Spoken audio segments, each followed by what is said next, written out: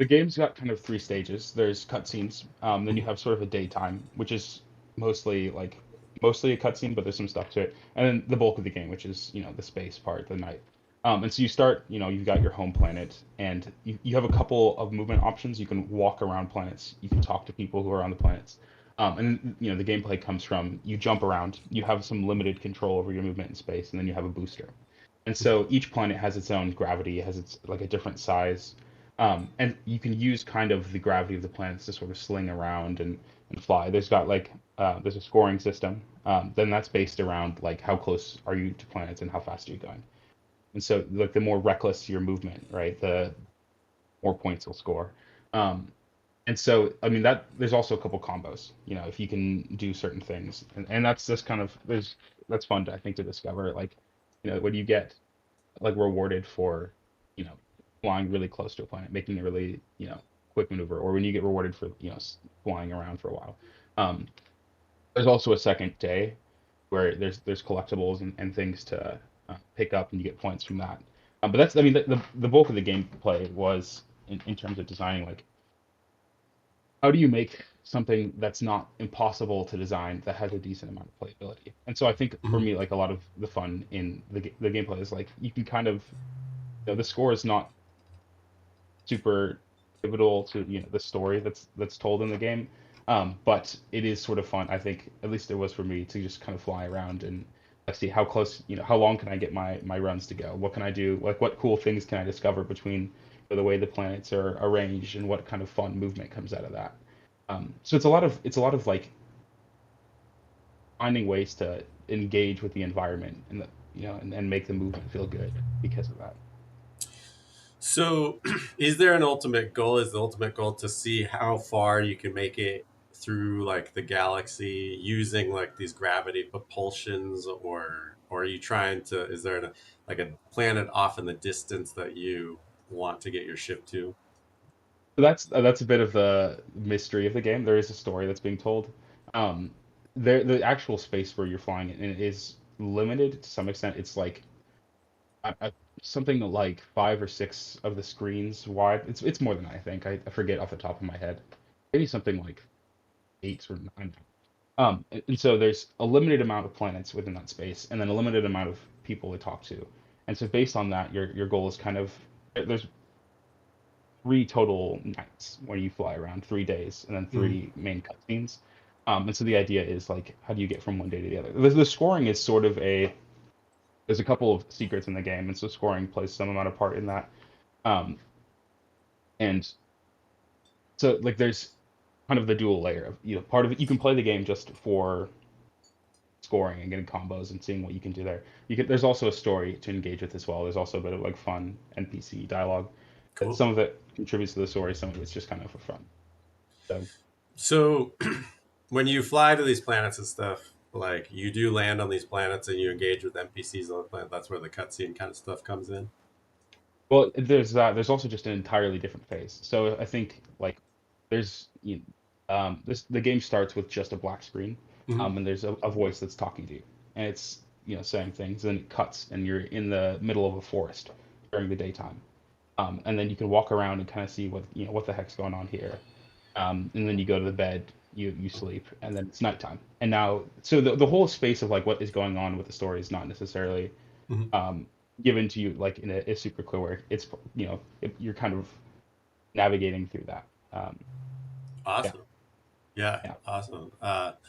So I got two questions about your inspiration. I mean, Mhm. one, is this inspired greatly by, science fiction writers? And then another one were you inspired by what I'm seeing early, like Sierra-esque era games, like 1991 King's Quest or Police Quest or this type of thing?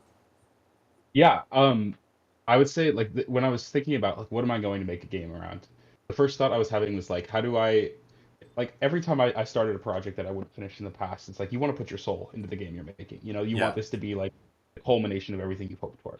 And so I yeah. said, okay, if I do that, I'm never gonna finish. At this stage in my, I don't have the skills in art and coding and all those sort of things, but I want to get something done, so I Hmm. can look at it. And so I was kind of thinking like, what are some atmospheres that I think are cool. And then the two main inspirations for the game that came out of that were The Little Prince, which is like this book movie Hmm. series from a while back, and then also A Wrinkle in Time. And both of Cool. these I remember reading when I was younger, and so a lot of it comes out of I haven't actually read any of them recently. But the game came out of like, what do I remember these being?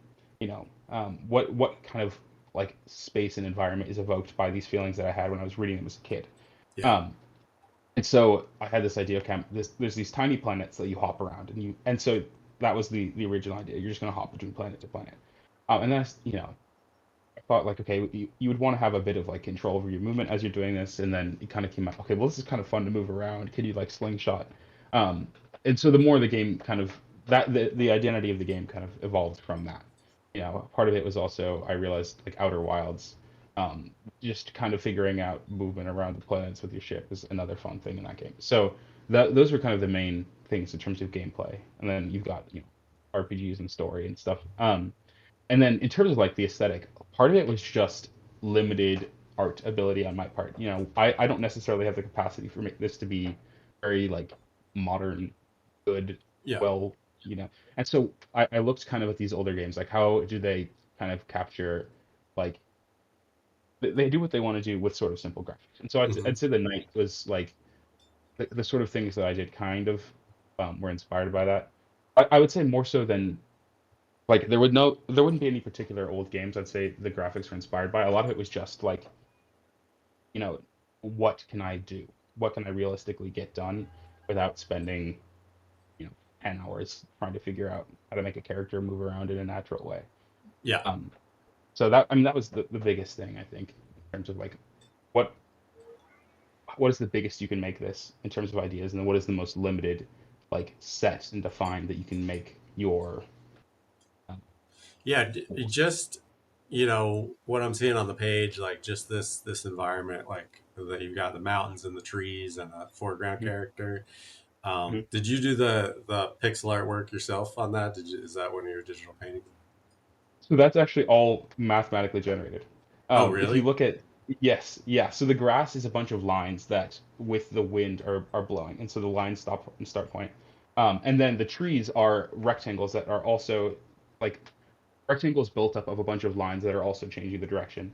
And then you've got the branches, which are more like lines drawn, and then the actual leaves are a bunch of circles that are randomly generated, and then that also adapt to the movement. Mountains are triangles, like so. It's the whole thing was it wasn't designed by Pixel, and it was designed sort of imprecise by like a bunch of math, and so that was fun to do. And it Yeah. kind of meant that you can look at it and be like, this, some of this is going to be scuffed. Sometimes the leaves aren't connected to each other, and there's like a little circle out that is just kind of floating off on its own.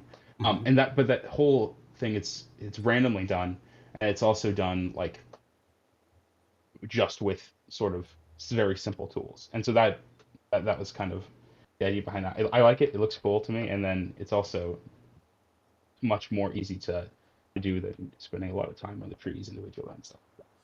Yeah. No, I mean that what you just said that only makes it harder.